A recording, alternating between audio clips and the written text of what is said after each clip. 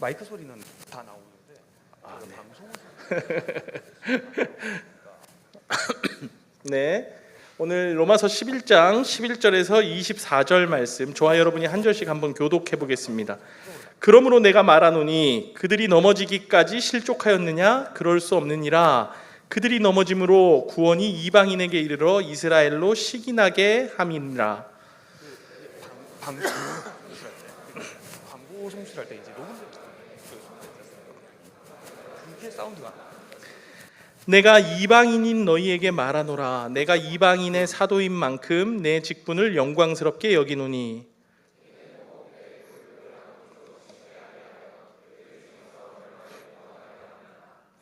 그들을 버리는 것이 세상의 화목이거든 그 받아들이는 것이 죽은 자 가운데서 살아나는 것이 아니면 무엇이리요?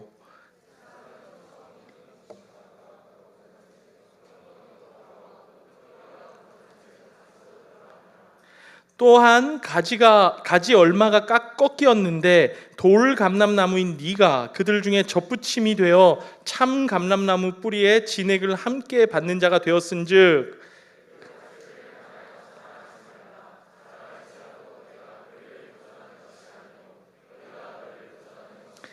그러면 네 말이 가지들이 꺾인 것은 나로 접붙임을 받게 하려 함이라 하리니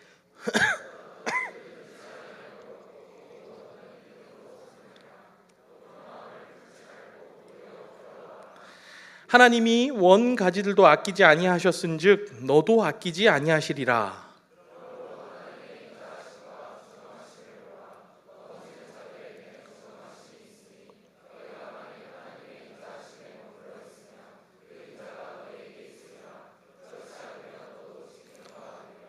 그들도 믿지 아니하는데 머무르지 아니하면 접붙임을 받으리니 이는 그들을 접붙이실 능력이 하나님께 있음이라. 내가 원 감람나무에서 찍힘을 받고 본성을 거슬러 좋은 감람나무에 접붙임을 받았으니 원 가지인 이 사람들이야 얼마나 더 자기 감람나무에 접붙이심을 받으랴. 네, 여러분 오늘 우리 개편 전 지난 4년 동안 함께했던 우리 마을들의 마지막 함께 앉아서 예배드리는 시간입니다. 저는 여러분들의 마음이 조금 이해가 돼요. 같은 교회 내에서 같은 건물로 이동하는데 울컥하더라고요. 눈물도 나고 야베스에서 마하나임 올 때도 그랬고 중등부에서 여수름 갈 때도 그랬습니다. 완전히 떠나는 게 아니거든요. 계속 같은 공간에 있을 텐데 그게 그렇게 아쉽고 섭섭하고 눈물도 나고 슬프더라고요. 그래서 혹 오늘 많이 좀 아쉽다 하는 분들이 계시면 정말로 그거는 이상한 잘못된 감정이 아니에요. 그만큼 우리가 함께 뜨거운 시간을 보냈다는 의미입니다. 그래서 오늘 마지막 예배이지만 가장 밝은 얼굴로 헤어져서도 계속 연락하자 인사 한번 합시다. 주변 사람들하고. 정말 소중한 기도 동역자라고 생각합니다. 하나님이 나를 그리고 우리의 본 마을을 사랑하신다는 증거이고 하나님이 저에게 그리고 우리의 본 마을에게 선하시다는 헤어져서도 증거입니다. 연락하자 이러는데 내가 챙겨야 할 이러는 사람 뭡니까? 또 다른 나의 사랑장들이 사랑원들에게 아무튼 여러분, 많이 애쓰고 보살필 것 같이 저도 계속 사랑장들을 연락하고 저의 계속 만나고 사랑원이고 오며가며 보는 보살펴야 사이가 될 될 거니까 너무 아쉬워하지 맙시다. 사랑원이라고 그래서 어쨌든 오늘 이 예배 마무리하고 이제 기존 마을의 마지막 예배이지만 우리 지금 현재 목자님께서 자원하는 마음으로 목자님을 섬겨주셔서 감사하다고 꼭 오늘 전하고 우리 싶습니다. 로마서 11장 11절에서 24절 말씀을 함께 좀 봤는데 그런 이끌심을 제가 통해서 봤을 때 로마서 지금까지 제가 다시금 왔던 로마서 중에 하나님과 굉장히 더 이해가 깊게 쉽지 않은 교제를 부분 나눌 수 중에 있는 하나입니다. 상태가 이것 되었던 것 또한 같아요. 마을에서 고마운 사람 유대인들의 너무 많아요. 구원에 대해서 너무 바울이 많아서 계속해서 한 지금 마음을 명만 쏟고 딱 있어요. 풀 과연 수는 그들은 없고, 하나님께 버리심을 마을에 있는 받았는가? 모두가 다 저에게 그럴 수 고마운 없다. 사람. 하나님은 끝까지 무엇보다 그들을 마음을 버리시지 않으실 지키며 자리를 것이다 라는 지키며 것을 그 자리 이야기하면서 가운데 본인이 섬겨주신 게 너무 감사하고 복음을 전하는 그리고 그 모든 섬김을 행위가 통해 제가 한 번 더 이방인들에게만 그 초점이 목자의 맞춰진 자리를 것이 아니라 놓고 섬김을 유대인들을 놓고 향해서도 기도해 그 주시게 복음의 해주신 것이 열정이 가장 누구보다 감사한 크게 것 있음을 같습니다. 저희 예뻐해 밝혀왔습니다. 주셔서 너무 감사드리고 2000년 전에 석교형한테 예수님이 유대 기도를 땅에 부탁을 오셨잖아요. 드렸더니 그 팔레스타인 너무나 지역 이스라엘 고맙다고 땅에 기도를 나한테 부탁해줘서 예수님이 고맙다고 유대인으로 하시면서 오셨잖아요. 기도는 할 그럼에도 때부터 불구하고 그 기도는 유대인 진행 중에서 중이라고 많은 함께 수가 끝까지 기도해 예수를 주겠다라고 배척하고 하셨던 게 너무 완악한 큰 길에 힘이 되었고, 그대로 그리고 머물러 저희 있었습니다. 리더들 중에 같은 복음에 구호거래 대해서 친구들이 적대적인 있습니다. 입장을 취하면서 이 친구들이 예수님을 십자가에 못 박아 저에겐 정말 죽이기까지 소중한 했죠. 친구들이고 이것은 수영로 유대인들 교회에서 스스로가 정착을 선택한 하는데 길이에요. 정말 큰 하나님이 힘을 예수님을 주는 보내주시고 친구들이어서 불러주셨음에도 이 나는 친구들이 거부하겠습니다. 제가 리더 생활을 하고 저 또 예수는 종교 메시아가 생활이 아니라 아닙니다 신앙 생활을 하는 데 라고 하면서 있어서 유대인들 스스로가 너무나 선택한 소중한 길입니다. 동역자들이라고 그런데 생각합니다. 동시에 유대인들이 그 완악함을 선택한 동시에 제 인생에서 하나님의 베베를 심판과 징계도 빼면은 설명이 안 될 만큼 어떡해요? 베베는 저에게 든든한 그들을 가족이었고 완악한 상태 저를 그대로 성장하게 하나님이 한 내버려 주셨습니다. 공동체였습니다. 제가 막내 때부터 그럼에도 베베 불구하고 마지막까지 하나님은 사랑장을 그 상황을 섬길 수 가지고 있음이 너무나 지금 큰 계속해서 기쁨이었고 저의 어떻게든 부족한 유대인들을 모습 돌이켜 그리고 보시려고 찬란했던 애를 저희 쓰시는데 머리색마저도 그 장면이 바로 사랑으로 오늘 품어준 우리가 베베가 읽은 있었기에 본문입니다. 소중한 기억 가지고 하나님은 새롭게 이 출발할 유대인의 힘을 얻어가는 것 불순종을 같습니다. 만화에 가서 이방인에게 정말로 많은 구원이 사랑을 받았던 것 임하는 같습니다. 트리거로 여러분들에 삼으셨어요. 따라 트리거는 많은 방아쇠라는 사역들을 뜻이죠. 참여하게 되었고 먼저 그 유대인들이 사역을 복음을 통해서 거부했어요. 하나님과 그러니 그 더 복음이 이제 긴밀하게 나중된 지금 교제를 이방인들에게 나누는 흘러갔습니다. 상태가 된 것 같아요. 이제 다른 마을 복음의 가서도 방아쇠가 저한테 베풀었던 이방인들을 향해서 사랑처럼 당겨진 많은 사랑들을 베푸고 또 많은 12절을 사랑들을 우리가 한번 읽어보고 받았으면 제가 좋겠어요. 설명을 언니 계속하겠습니다. 오빠들 12절을 저희 막내라고 항상 사랑해 주시고 시작. 뭘 해도 예뻐해 주셔서 감사합니다. 간담마을에 온 지는 얼마 안 됐지만 마을에 와서 잘 정착하고 신앙생활 잘 할 수 있게끔 같이 기도해주고 바울이요 이렇게 동역해준 이야기하는 모든 거예요. 마을원들에게 유대인들이 감사를 넘어짐으로 이방인이 표현하고 구원을 받고 처음에 말이 유대인들이 바뀌는데 실패함으로 거기서 세상에 충만함, 당장하세요. 풍성함이 왔다. 이때까지 너무 이 말이 무슨 말일까요 도대체? 유대인들이 넘어져서 이방인이 구원을 받았고 유대인들의 실패가 세상의 충만함, 풍성함으로 결과를 내었다. 유대인들이 무슨 세상의 빌런이라도 되는 겁니까?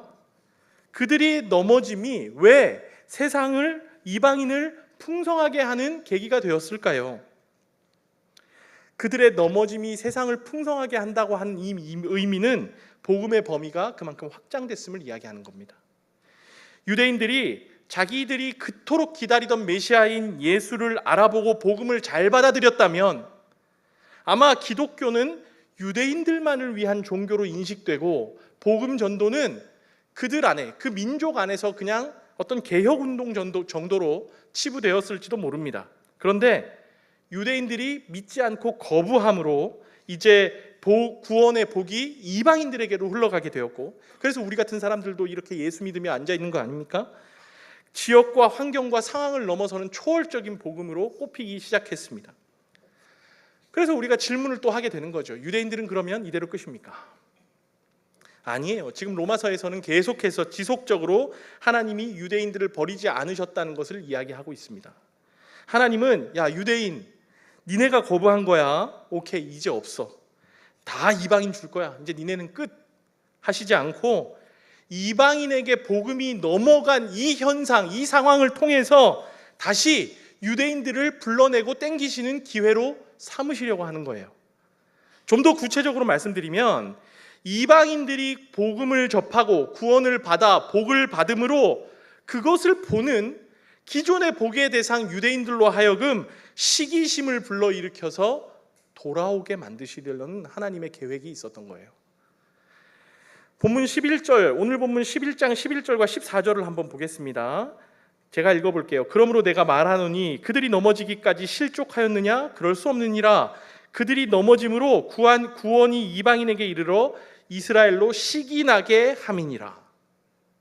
14절 이는 혹 내 고륙을 아무쪼록 시기하게 하여 그들 중에서 얼마를 구원하려 함이라.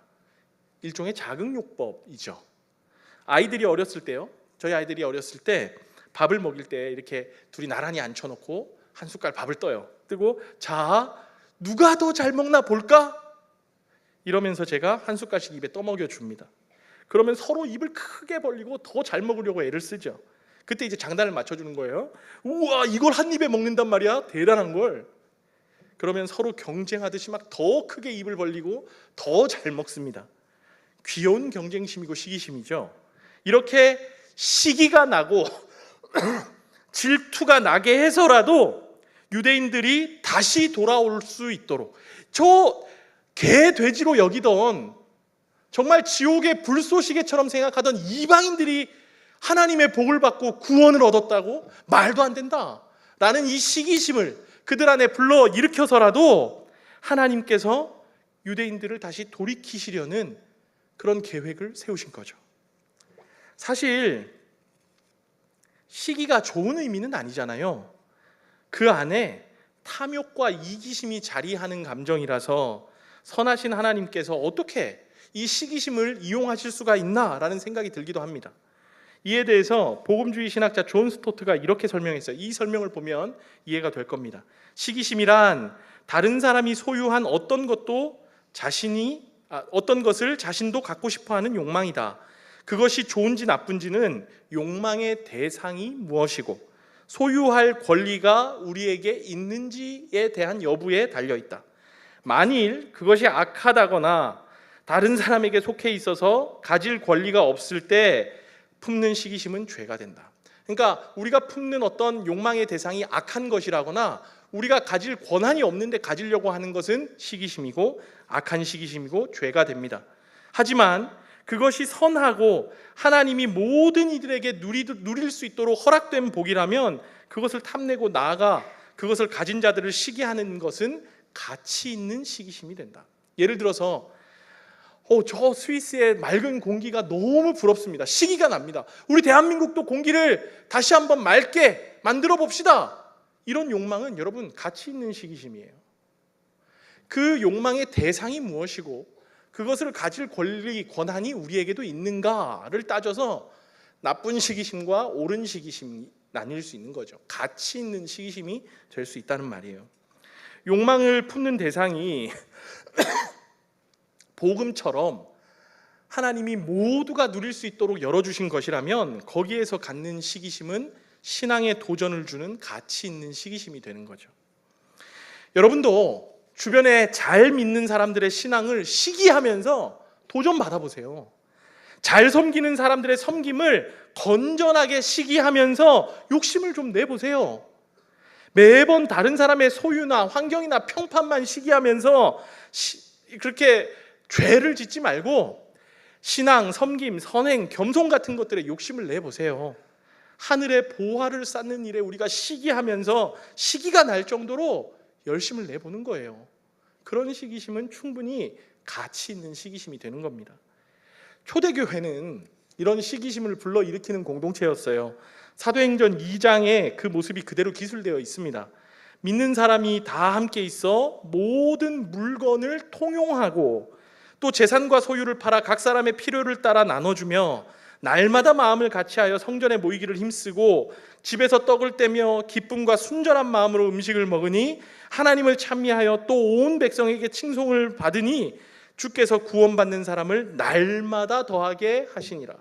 서로를 돌아보고 사랑과 선행으로 격려하면서 물건을 통용하고 소유를 팔아서 필요한 사람들에게 나눠주고 성전에 모이기를 힘썼고 집에서 함께 떡을 떼며 소그룹도 풍성하게 하고 기쁨과 순전함으로 함께 먹는 그런 공동체였어요. 가장 교회다운 교회. 그래서 결과가 어땠습니까? 주께서 구원받는 사람을 날마다 더하게 하시니라. 단순히 사람이 늘어났다는 것을 이야기하는 게 아니에요. 사람들이 궁금했던 거예요. 저기 저 예수 믿는 사람들, 저 사람들이 계속 모이는데 뭔가 좋아 보인다. 행복해 보인다. 부럽다.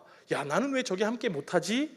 이런 궁금증이, 부러움이 심해지면서 시기심 비슷한 감정이 되고 그런 사람들이 모이기 시작하면서 구원받는 사람들이 날마다 늘어났던 거죠.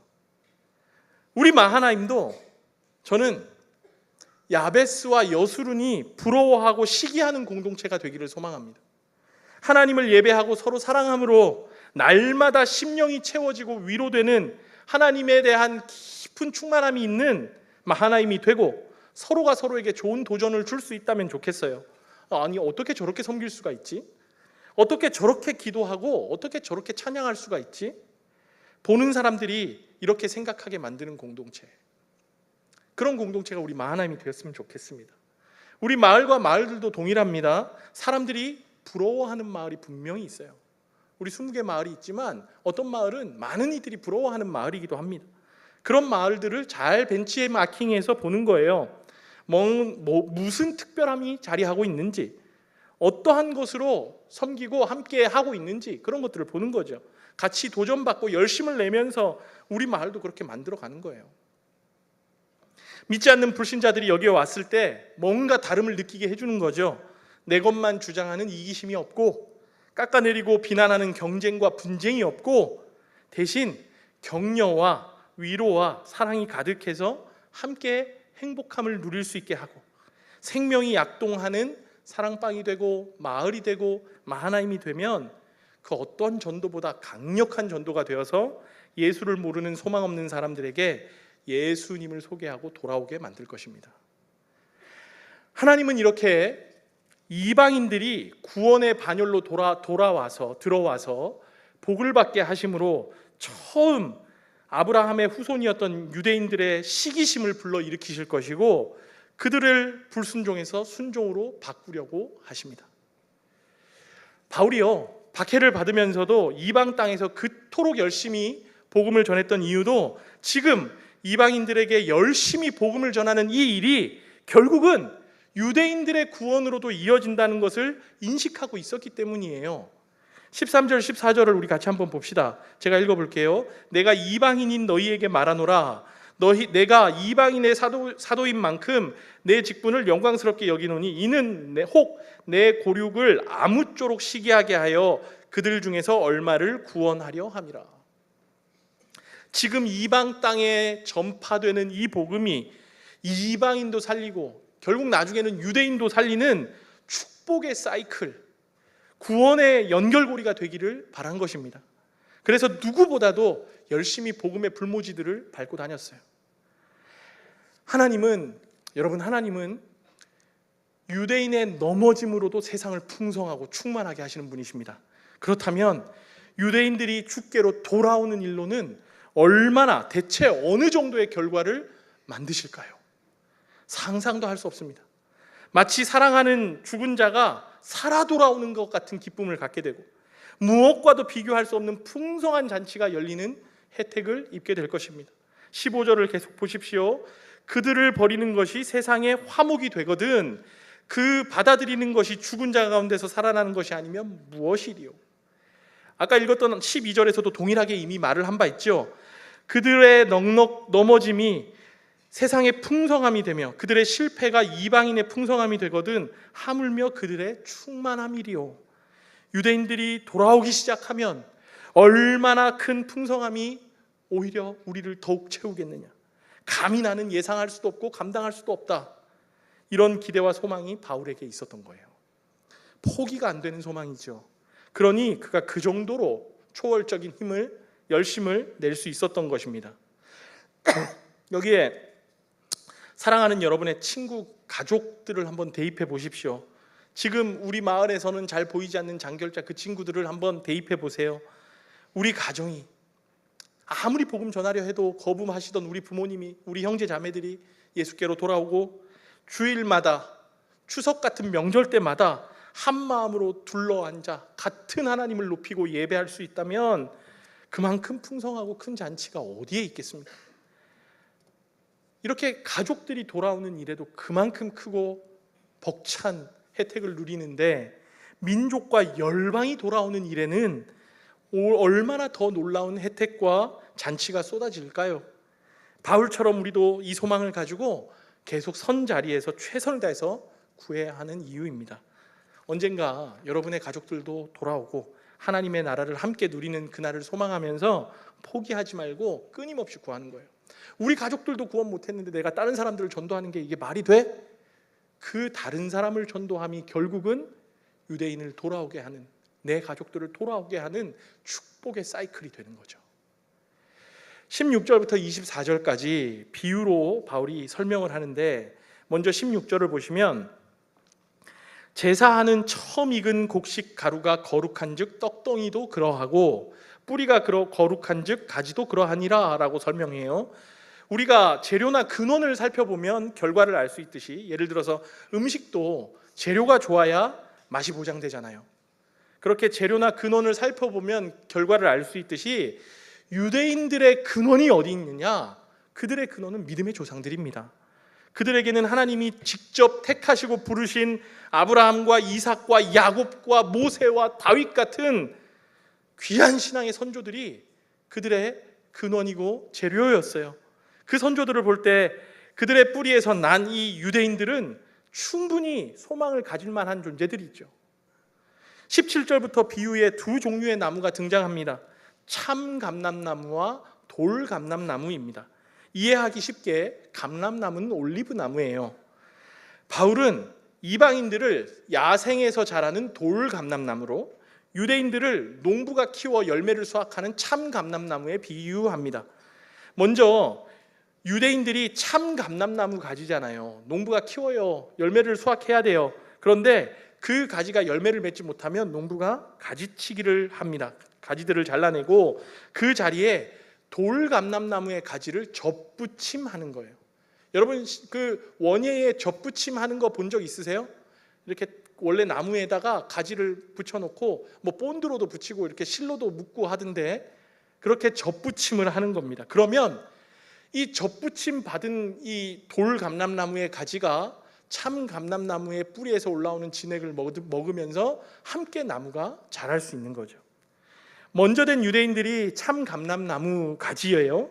그리고 그 가지가 열매를 맺지 못하면 농부가 돌 감람나무 가지를 가져다가 가지를 접붙임합니다. 마치 유대인들이 꺾이고 이방인들이 복의 자리를 대신하는 것처럼. 17절 18절이 그 설명인데 한번 읽어보겠습니다. 또한 가지가 얼마나 꺾이었는데 돌 감람나무인 네가 그들 중에 접붙임이 되어 참 감람나무 뿌리의 진액을 함께 받는 자가 되었은즉 그 가지들을 향하여 자랑하지 말라. 자랑할지라도 네가 뿌리를 보전하는 것이 아니요 뿌리가 너를 보전하는 것이니라. 이방인들이 이제 유대인들이 누렸던 구원의 은혜를 누리고 복의 대상이 되었습니다. 그러나 그렇다고 해서 이방인들이 믿지 않는 유대인들을 무시하고 멸시하면 안 돼요.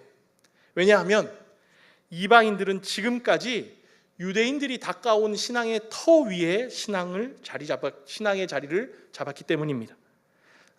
지금 우리도 마찬가지예요. 유대인들이 쌓아왔던 신앙의 역사와 유산을 가지고 그 위에 우리가 지금 믿음의 혜택을 입고 있습니다. 하나님께서 그들에게 주셨던 말씀과 약속들 가운데 이방인인 저와 여러분이 동참하게 되었죠. 우리가 보는 성경도 그들에게서 왔고 예수님도 유대인으로 오셨습니다. 이방인들이 믿지 않는 유대인들을 멸시하고 내가 더 합당하다 교만하면 안 되는 이유죠. 열매 맺지 못하는 원가지가 꺾였다면 접붙임을 받은 가지도 언제든 꺾일 수 있다는 두려움을 가져야 되는 거예요. 겸손하게 자신의 신앙을 잘 지켜야 한다는 것을 지금 바울이 강조합니다. 비록 내가 유대인들로 너희를 시기하게 만들어서 돌아오게 하겠지만 그렇다고 해서 유대인들이 너희를 시기한다고 해서 너희는 교만하지 마라. 겸손해라. 이는 구원의 공로가 우리에게 있는 것이 아니라 오직 하나님의 전적인 은혜이기 때문이다. 그래서 22절은 이렇게 말씀하십니다. 빨간색 글씨만 읽어보면 너희가 만일 하나님의 인자하심에 머물러 있으면 그 인자가 너희에게 있으리라. 어떠한 것도 하나님의 인자 안에 머물러 있으려는 우리와 하나님 사이를 끊을 수 없습니다. 그러나 그 하나님의 인자를 떠나서 우리가 완악함에 빠지면 결국은 우리도 원가지, 꺾여버린 원가지가 되고 다른 이방인들이 접붙임을 받게 되는 안타까운 결과가 드러날 수도 있습니다. 하나님의 인자하심 안에 머물러야 되는 거예요. 하나님의 인자하심 안에 부족한 모습일지라도 머무는 사람은 하나님이 결코 버리시지 않으십니다. 우리는 오직 하나님의 인자하심에 기대에 거기에 머물면서 겸손과 감사로 우리에게 주어지는 구원을 누려야 하는 것이죠. 우리가 잘해서 구원의 반열에 접붙임 받은 게 아닙니다. 23절을 보십시오. 접붙이실 능력이 하나님께 있습니다. 우리가 가서 붙은 게 아니에요. 하나님이 접붙여 주신 거예요. 그 능력은 온전히 하나님께 있습니다.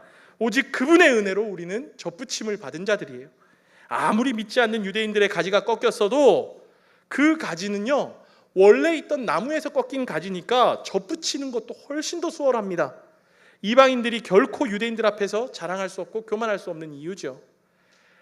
바울이요 이렇게 로마의 이방인 교우들에게 유대인들이 너희를 시기한다고 해서 결코 교만하지 말고 믿지 않는 유대인들이라 할지라도 유대인들로부터 온 신앙의 뿌리를 잘 기억하면서 잘 환대해 줘야 된다. 돌아오기를 간구하며 소망을 가져야 한다라고 말하는 이유가 있어요.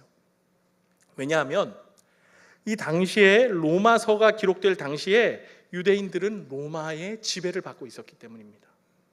그리고 로마법이 유대를 다스리고 있었어요. 모든 곳에서 유대인들은 멸시와 천대의 대상이었습니다. 로마 교회, 로마에 있는 로마 교회에서도 유대인들을 향해서 많은 이들이 멸시와 천대의 눈빛으로 쳐다봤을 거예요. 무시하고 완악한 마음을 가지고 있었을 겁니다. 그런데 바울이 이렇게 편지를 쓰는 거죠. 분명히 너희들이 복의 대상이 된 것이 맞다. 이제 유대인들이 아니라 너희가 그 접붙임 받은 너희가 구원을 누리고 복을 누릴 시간이 왔다. 그리고 유대인들은 그런 너희를 시기할 것이다. 그러나 유대인들이 너희를 시기한다고 해서 결코 교만해서는 안 된다. 그들에 대한 소망을 여전히 가지고 그들이 돌아오기를 간구하면서 너희들은 하나님의 인자하심 안에 잘 머물러 있어야 한다라는 것을 알려주는 것이죠. 사랑하는 여러분, 여러분 누군가를 시기해 본 적이 있으십니까? 어떤 물건의 소유, 어떤 그가 가진 어떤 이 배경 이런 것들을 시기하고 질투하기보다 그 사람의 어떤 마음을 가지고 질투해 보신 적이 있나요? 좋아하는 자매가 있는데 내가 더 친해지고 싶은데 다른 형제하고 더 친하게 지낼 때 우리는 시기심이 일어나요. 내가 참 따르고 싶은 목사님이 있는데 다른 사람하고 다른 형제하고 더 친하고 다른 자매하고 더 친하면 그때도 시기심이 일어날 것 같아요. 내가 우리 목자님이 나보다 더 저 사람하고 친하게 지낼 때 내 안에 시기심이 일어나죠. 학교에서 또 인간관계 속에서 어떤 사람의 마음을 두고 여러분 시기심을 품어본 적이 있으십니까?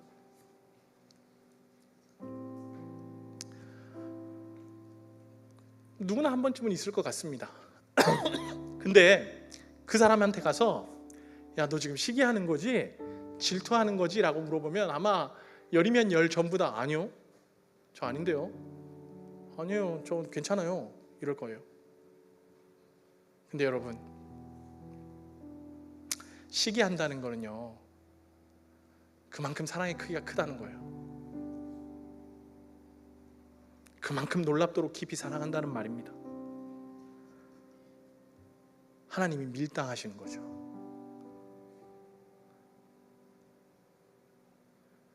우리가 아까 제가 말씀드렸죠. 시기에 질투하는 사람 옆에 가서 너 지금 그럼 시기하는 거야? 질투하는 거야? 라고 물어보면 아니요 자존심이 있으니까요. 근데 하나님이 전 우주 만물을 창조하신 하나님께서 하나님 지금 시기하고 질투하세요? 그래, 나는 시기하는 하나님이고 나는 질투하는 하나님이다. 우리를 향한 하나님의 사랑이 그만큼 큰 거예요. 그렇게까지 해서라도 돈에게 빼앗긴 너희의 시선을, 지금 너희들의 미래에 빼앗겨버린 그 마음을, 사람에게, 어떤 소유에게 빼앗긴 너희들의 모든 것을 내가 그렇게까지 해서라도 다시 찾아오고 싶다. 하나님은 전혀 자존심, 어떤 나의 평판 개의치 않으시고 우리가 공감할 수 있고 우리가 누구보다 이해하기 쉬운 언어로 나는 시기하고 질투하는 하나님이야 라고 말씀하셔요. 그 시기, 하나님이 하시는 시기, 그 하나님이 하시는 질투만큼 가치 있는 시기심이 어디 있고 값비싸고 값진 질투심이 어디 있습니까? 하나님도 시기하시는 하나님이세요. 시기가 나고 질투가 날 만큼 너희에 대한 내 사랑이 크다는 것을 계속해서 말씀하세요. 하나님은 누구도 우리에게 그분의 자리를 양보하지 않으십니다. 용납하지 않으십니다. 자녀들이 하나님보다 돈을 더 사랑할 때, 자녀들이 하나님보다 사람을 더 높일 때, 이 땅에서 자기 자신을 우상 삼아 공로와 성취를 하나님의 자리에 둘 때 하나님의 거룩한 시기와 질투가 일어나는 거예요. 사랑하는 여러분, 오늘 이제 개편전 마지막이라고 하니까 오셨어요? 좀 더 예배가 특별해요? 우리의 모든 예배의 대상과 예배의 이유와 모임의 모든 근원은 살아계신 하나님을 예배하는 거예요. 살아계신 하나님 앞에서 우리가 우리의 모든 것을 드리기 위함입니다. 저는 하나님이 우리를 향한 시기와 질투를 내실 때 우리가 그 사랑의 크기와 깊이를 깨달아 알아. 우리가 다른 곳에 빼앗겼던 모든 시선, 내 자신에게 포커싱되어 있던 우리의 모든 마음을 다시 하나님께로 돌리고 넘어짐으로도 충만하게 하셨던 하나님께 다시 돌아가서 놀라운 잔치와 혜택을 우리 모두가 누릴 수 있으면 너무 좋겠다는 생각을 합니다. 오늘 오랜만에 나왔든 처음 나왔든 마을 마지막이라고 하니까 한번 나와줬든 상관없습니다. 여러분의 그런 마음으로도 하나님께서 모든 충만함으로 이용하실 텐데, 진짜 여러분이 우리 모두가 한 마음으로 하나님을 높이는 그 예배의 날은 하나님이 가장 큰 혜택과 충만함으로 우리를 채우실 것입니다. 점점 변해가기를 소망합니다. 우리 안에 예배의 정도와 상황들이 점점 상향 평준화되기를 소망합니다. 진심에 담긴 예배를 하나님께 올려드리고, 나와 가장 친한 사람, 지금 내 인생의 당장 앞에 있는 숙제들에 포커싱되어 있던 내 인생의 초점을 하나님께 맞추는 그런 예배자, 그런 하나님의 사람들로 점점 성숙해 가기를 소망합니다. 우리 그 자리에서 일어나셔서 같이 찬양하고 기도하겠습니다.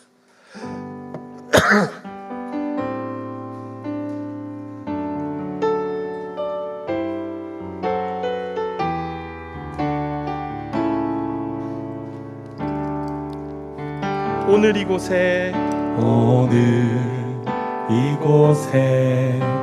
계신 성령님, 우리에게 말씀하시고 우릴 가르치소서.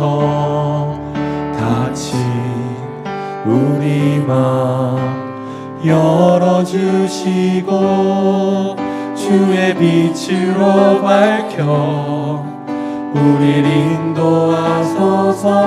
우리 한 번 더 찬양합니다. 오늘 이곳에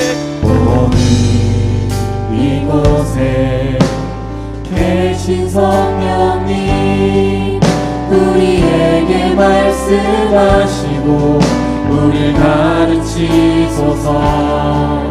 같이 우리 마음 열어주시고 주의 빛으로 밝혀 우릴 인도하소서.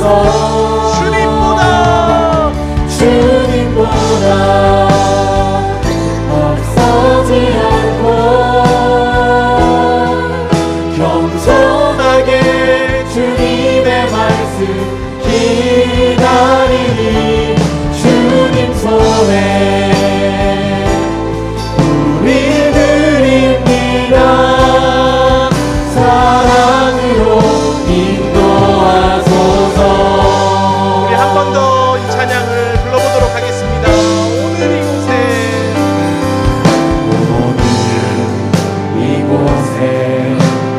계신 성령님, 우리에게 말씀하시고 우릴 가르치소서.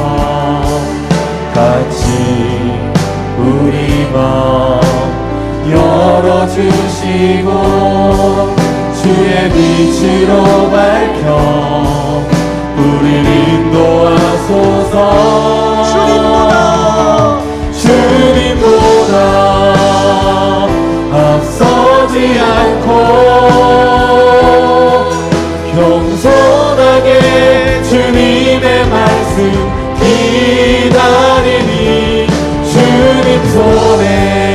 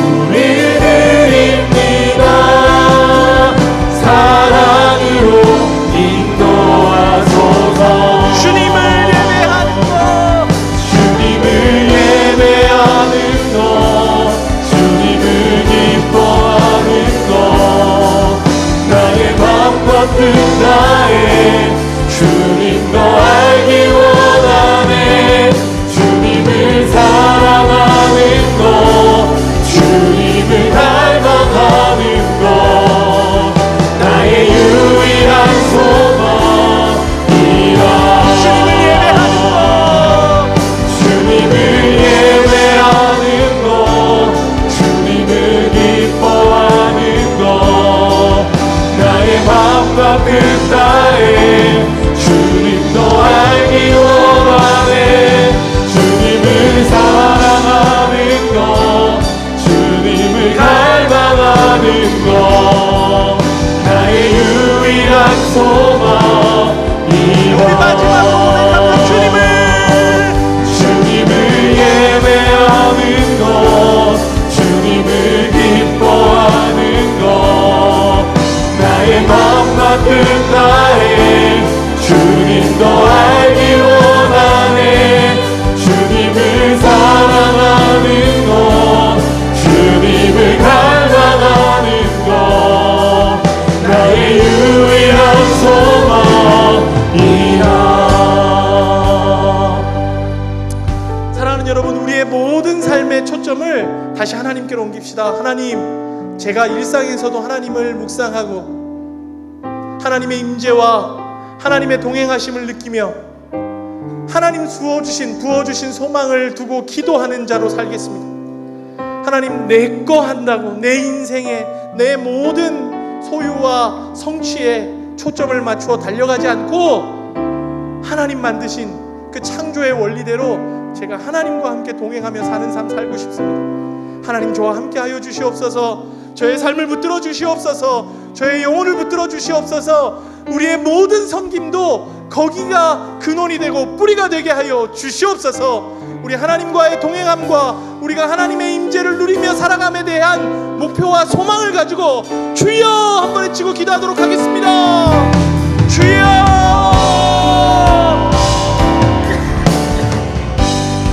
살아계신 하나님, 오늘 이 시간 우리가 하나님과 함께 이 예배 가운데 기쁨을 누리고 자유를 누립니다. 하나님이 우리의 마음 같은 나의 주님과 함께하시옵소서. 우리를 붙들어 주시옵소서. 우리를 주님의 자녀로 세워주시고 주님을 갈망하는 것, 나의 유일한 소망이라.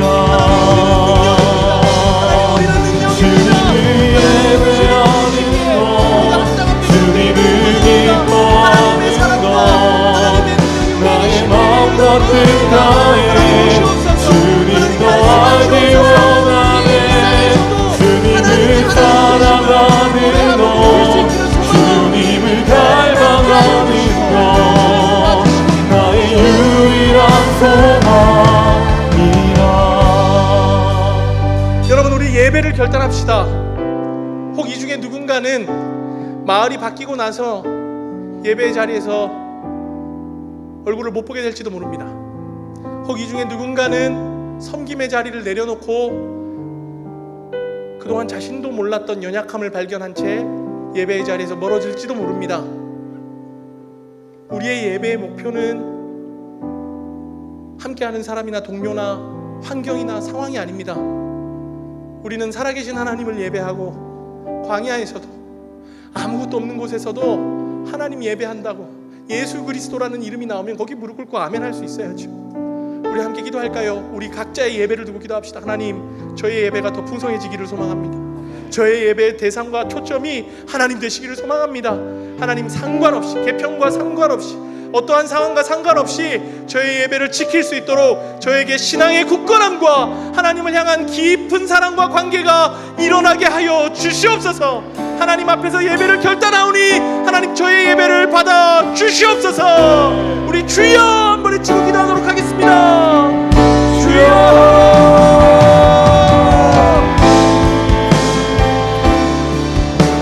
살아계신 하나님 아버지, 오늘 이 시간 우리의 예배를 결단합니다. 하나님, 우리 각자 각자의 예배가 하나님 앞에서 바로 설 수 있도록 아버지여 도와주시옵소서.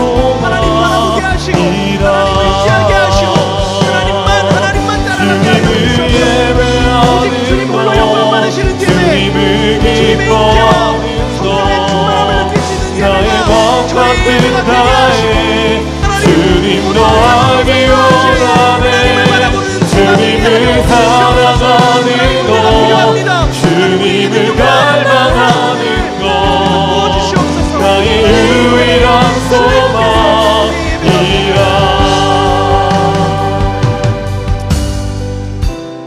자리가 좀 불편하더라도 서로를 보면서 한번 서봅시다. 우리 같이 4년간 울고 웃었던 멤버들을 두고 함께 기도합시다.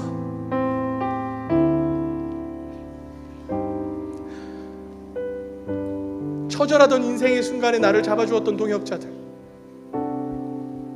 예수를 잘 모르던 나에게 하나님 믿는다는 것이 어떤 것임을 잘 가르쳐줬던 동역자들, 야베스에서 올라와서 정말 적응도 안 되고 아는 사람도 없어서 서먹했는데 먼저 다가와주고 손잡아주고 정말 나를 섬겨주었던 우리 마을, 우리 사랑. 매주 쉽지 않았을 텐데 교제를 가지고 어떻게든 말씀을 좀 더 들려주고 말씀을 좀 더 먹여보려 애쓰던 우리 리더들, 하나님, 우리가 이렇게 교회로 4년간, 지난 4년간 함께 해왔습니다. 하나님, 앞으로도 우리의 동역의 끈이 끊어지지 않게 하시고 하나님, 이들이 어디로 흩어지던 하나님의 사람으로 굳건하게 서게 하여 주시옵소서. 지난 4년간 함께 했던 기억들이 우리에게 상처와 아픔으로 남는 것이 아니라 앞으로의 평생의 신앙생활에 밑거름이 되고 귀한 열매가 되게 하여 주시옵소서. 하나님, 저에게는 능력이 없지만, 우리에게는 능력이 없지만 이 동역자들을 하나님 손에 의탁하고 올려드리오니 하나님, 이들을 주장하여 주시옵소서. 우리 마을을 두고 멤버들을 두고 주여 세 번 외치고 기도하도록 하겠습니다. 주여,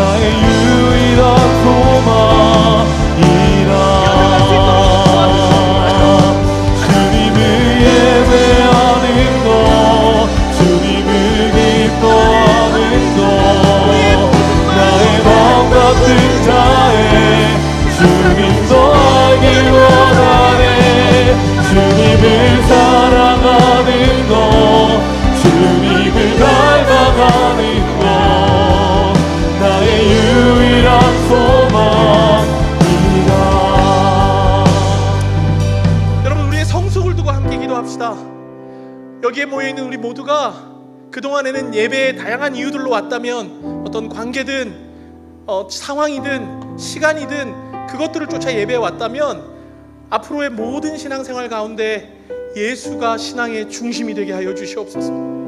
신앙의 정도의 차이가 우리 모두에게 있겠지만 하나님께서 그 인생 간섭하여 주셔서 예수가 신앙의 중심이 되게 하시고 섬김의 동기 되게 하시고 예수가 우리의 인생의 중점이 되게 하여 주시옵소서. 우리 그렇게 서로를 축복하며 주여 한번 외치고 기도하도록 하겠습니다. 주여, 하나님 아버지, 우리 모든 마을들의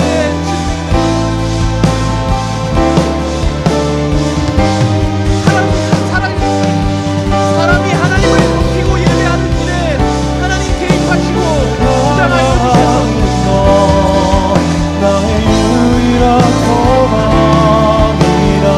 우리의 모든 예배의 중심에 예수 그리스도가 소개하여 주시옵소서. 하나님 함께하여 주시고 나의 마음 같은 자에 주님 더하기 원하네. 주님을 닮는 것, 주님을 닮아가는 것, 나의 유일한 소망이라. 하나님 아버지 감사합니다. 부족한 사람에게 귀한 동역자를 붙여주시고 섬김의 천군 천사를 보내주셔서 이렇게 마을이라는 이름으로 함께하며 하나님을 높였고 함께 기뻐했고 함께 슬퍼했고 이 자리에서 서로의 신앙의 관계의 사랑으로 함께 나눕니다. 하나님, 이런 동역자들, 이런 마을, 이런 사랑을 허락해 주셔서 감사합니다. 하나님, 앞으로의 우리의 인생에 끝까지 기억하며 귀한 신앙의 자양분이 되게 하시고 우리 마을들에서 함께 모였고 신앙생활했던 모든 기억들을 가지고 어떠한 자리에서든 하나님을 예배하고 동일하게 높이는 우리 모두가 되게 하여 주시옵소서. 하나님께서 우리 마하나임에 하나님의 동역자들을 붙여주셔서 귀한 천군 천사들을 도와주셔서 여기까지 이렇게 올 수 있었습니다. 하나님, 앞으로 개편하는 모든 상황과 새롭게 시작될 마을들에도 지금까지 이끌어오셨고 부어주셨던 하나님께서 동일하게 부어주시고 인도하여 주시옵소서. 주님께 모든 것을 의탁드립니다. 감사드리며 살아계신 예수님의 이름으로 기도드립니다.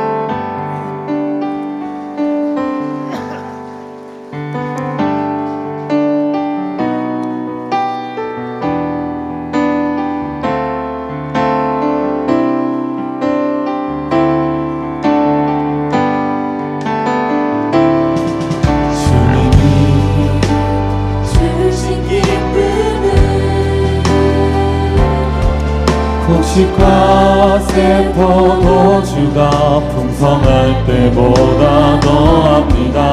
내가 평안히 눕고 자며 안전히 살게 하시는 이는 오직 여호와시도다. 주의 얼굴을 들어 우리에게 비추소서. 세상이 알 수 없는 평강과 기쁨으로 주의 얼굴을 들어 우리에게 비추소서. 내 평생 주만 섬기리. 주님이 주신 기쁨은 곡식과 새 포도주가 풍성할 때보다 더합니다. 내가 평안히 눕고 자며 안전히 살게 하시는 이는 오직 여호와시도다. 하나님 아버지, 우리의 인생에 허락하신 모든 것들 주님께서 주신 것들입니다. 하나님, 이 고백으로 물질을 구별하여 올려드리오니 하나님 흠양하여 주시고 하나님께서 귀하고 아름답게 사용하여 주시옵소서. 우리 청년들의 일터를 기억하여 주시고 그들의 모든 상황들을 주님께서 아시오니 피로들을 채워주시고 앞으로의 인생에서도 주님만 예배하며 살아가는 귀한 청년들 되게 하여 주시옵소서. 이 모든 간구 살아계신 예수님의 이름으로 기도드립니다. 아멘. 주 예수 그리스도의 은혜와 하나님의 사랑과 성령의 교통하심이 이제 주님만을 붙들고 살아가기로 작정하는 우리 마하나임 모든 멤버들 머리 위에 지난 4년간 함께 했던 우리 마을과 이 공동체 위에 이제로부터 영원토록 함께 있을지어다. 아멘.